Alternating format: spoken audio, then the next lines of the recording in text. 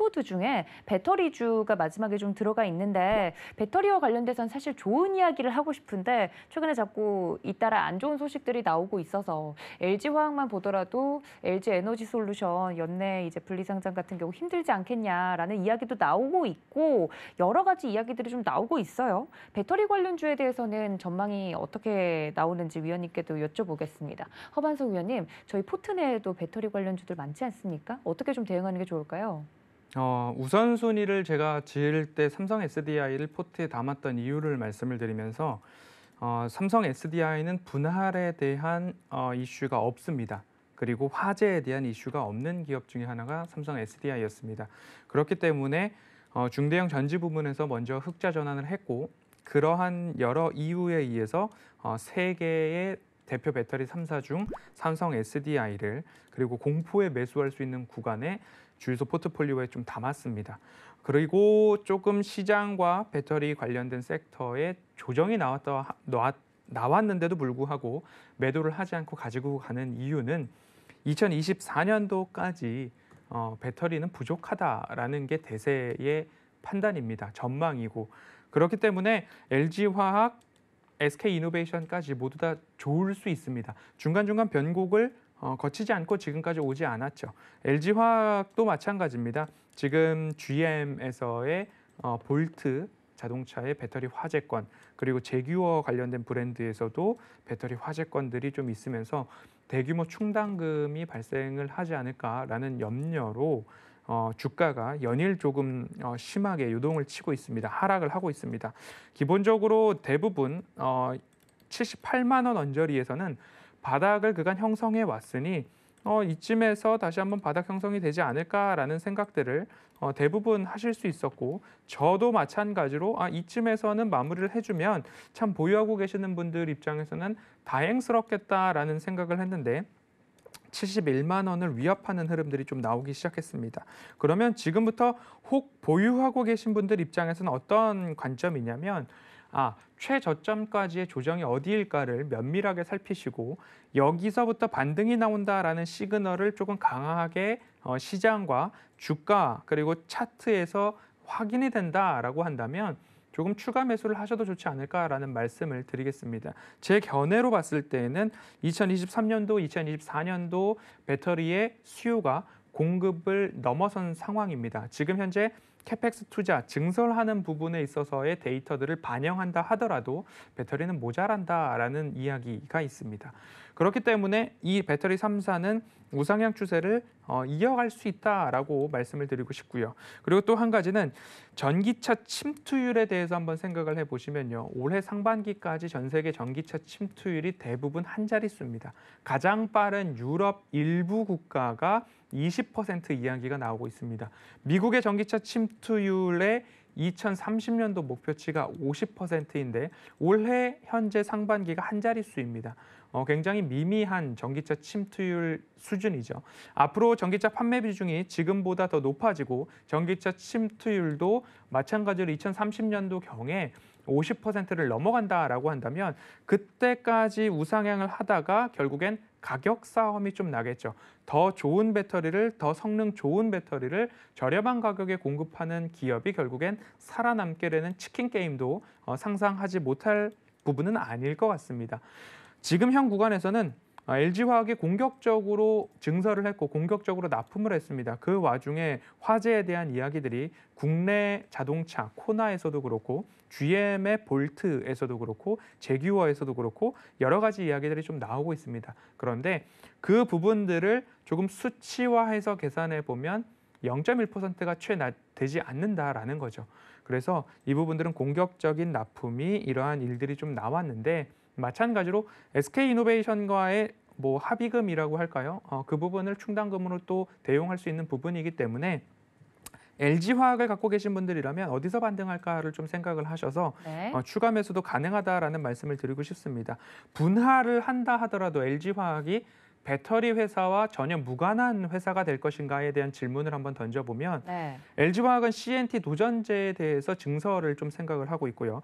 양극재 세계 시장 점유율도 3위 기업입니다. 그리고 이 배터리 관련된 소재 부분으로 조금 더 LG화학이 집중적으로 투자를 이어가겠다라는 전망과 계획이 있기 때문에 LG에너지솔루션을 분할한다 하더라도 배터리와 전혀 무관한 회사가 되지 않기 때문에 그 부분을 LG화학 주주분들께서 조금 하나의 포인트로 삼아 본다면 지금의 조정을 조정이 어디쯤에서 마무리될 것인가를 잘 가늠해 보셨다가 그곳에서 추가 매수를 하셔서 단가를 낮추신 다음에는 정말로 장기적으로 2023년까지 또는 전고점을 넘어가는 그 순간까지 보유하실 수도 있지 않을까라는 생각을 조심스럽게 하게 됩니다.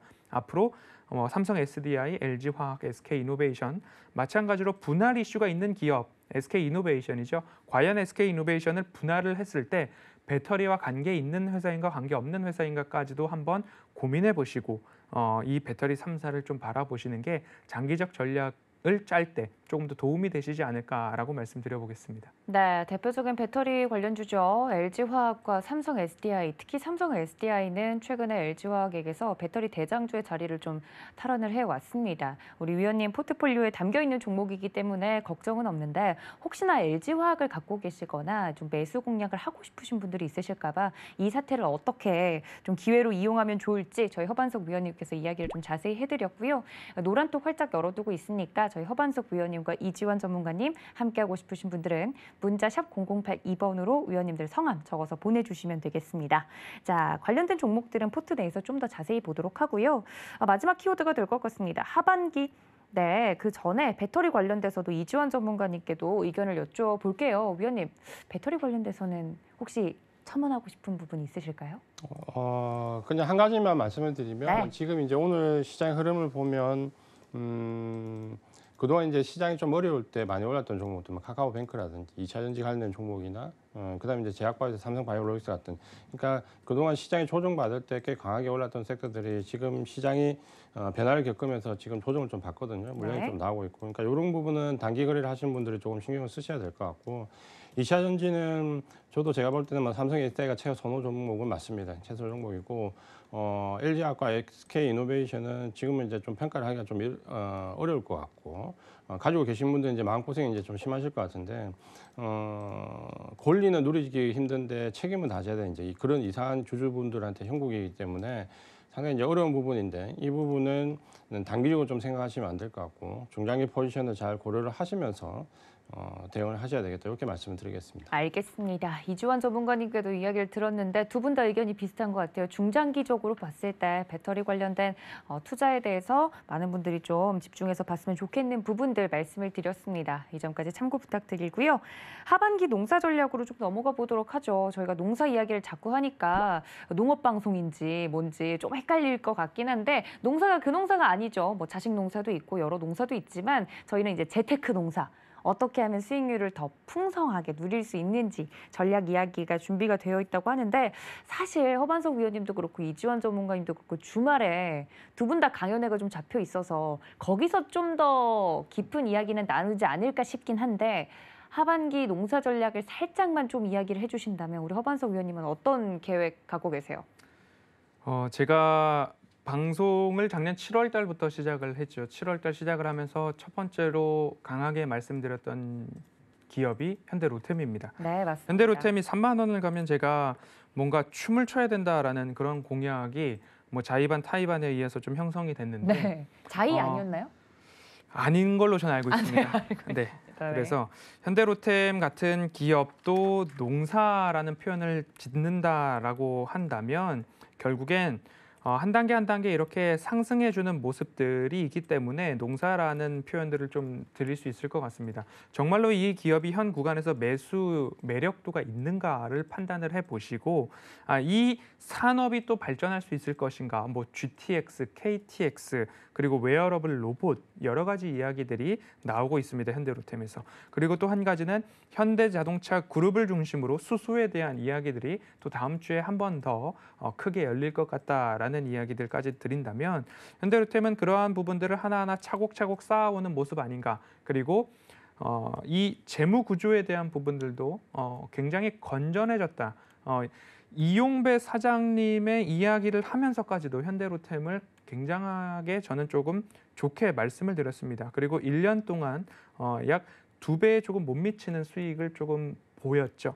그런 모습들을 봤을 때 이런 기업들을 하나하나 발굴해서 굳이 슈퍼스타 또는 이제 막 떠오르는 샛별 같은 종목들, 아직까지 실적이나 재무적인 부분들이 뚜렷하게 확인되지 않은 종목들에도 정말로 넓은 해안을 가지고 투자하시는 분들도 계시겠죠. 그런데 시총이 조 단위가 넘어가는 기업들을 가지고서도 1년 정도 농사를 지으니까 약 2배 정도의 수익을 보더라라는 부분들도 뭐 이지한 위원님의 대표적인 종목들도 그렇고요. 비교를 조금 해본다면 너무 작지 않은 종목으로도 좋은 수익을 낼 수 있다라는 말씀이 결론에 다다를 것 같습니다. 그래서 이러한 농사 종목들이 1년을 했으니까 또 그 다음 해 1년을 위해서 저도 좀 부단히 발굴을 하고 있고 일부 종목들에 대해서는 발굴이 완료됐습니다. 그렇기 때문에 앞으로도 차차 방송을 통해서 그러한 종목들에 대해서 소개를 좀 해드리고 싶고요. 조금 상승 요인 중에 하나 짚어본다라고 한다면 미 인프라 투자 관련된 이슈를 짚어볼 수 있겠죠. 네. 한순간에 대규모 투자가 일어나는 것이 아니라 약 5년, 6년 동안의 중장기적 투자가 이루어지는 분야겠죠. 그 분야도 한번 생각을 해보셨으면 좋겠고요. 국내에는 대선 관련된 이슈가 우리나라에 좀 예정되어 있습니다. 그 부분에 있어서 수혜를 받을 기업이 어디가 있을까도 한번 고려해 보시면 좋겠고요. 조금 시장을 보시더라도 8월 달 크게 보라라는 말씀을 드렸는데 연장선상에서 말씀을 드릴 수 있을 것 같습니다. 조금 더 시장과 세계와 산업을 크게 보고 깊게 보고 넓게 본다면 기업도 마찬가지죠. 이 기업이 기술적으로 차트적으로만 좋은가? 분석해서 그 기업의 재무 또는 내용도 좋은가, 여러 가지 오버행 이슈는 없는가, 기업의 경영진은 어떤가, 그 기업을 뜯으면 뜯을수록 공부할수록 더 많이 공부할 내용들이 보이게 된다라는 것들을 기업 분석을 하다 보시면 더 익히 느끼게 되실 것 같습니다. 그런 의미로서 농사 짓는 마음에는 노력이 필요하다라는 이야기를 좀 강조드리고 싶습니다. 기업과 산업과 시장을 보실 때 앞으로 전망되는 기업과 산업이 어디일까? 전기차 시장은 당연히 우상향할 거다라는 부분과 마찬가지로 그런 적든 시총이 작든 크든 그러한 기업들을 꼭 찾아보시면 남은 1년이 현대로템이나 뭐 조금 공개를 하자면 세경 하이테크나 네. 분석이 완료된 종목들에 있어서는 좀 중장기적 관점으로 투자를 하셨을 때 더 큰 수익을 낼 수 있다라는 말씀 드리도록 하겠습니다. 네, 주식 투자와 농사는 비슷한 점이 굉장히 많죠. 몇 년 혹은 몇 개월 그리고 수십 년을 좀 키워서 수익을 극대화할 수 있는 종목들을 찾아내는 게 굉장히 어려운데 그 길을 혼자 걷는다면 좀 외로울 것 같습니다. 저희 추억의 이름이 됐네요. 허루템 우리 허반석 위원님께서 과거 종목들 이야기를 좀 해주시면서 농사 짓는 마음으로라고 9월에 캐치프라이즈를 또 정해주셨습니다. 문자 샵 0082번으로 허반석 적어서 보내주시면 함께 보실 수 있다는 점까지 알려드리면서 오늘 하반기 농사 전략은 허반석 위원님의 키워드였으므로 여기서 좀 마무리를 짓도록 하겠습니다.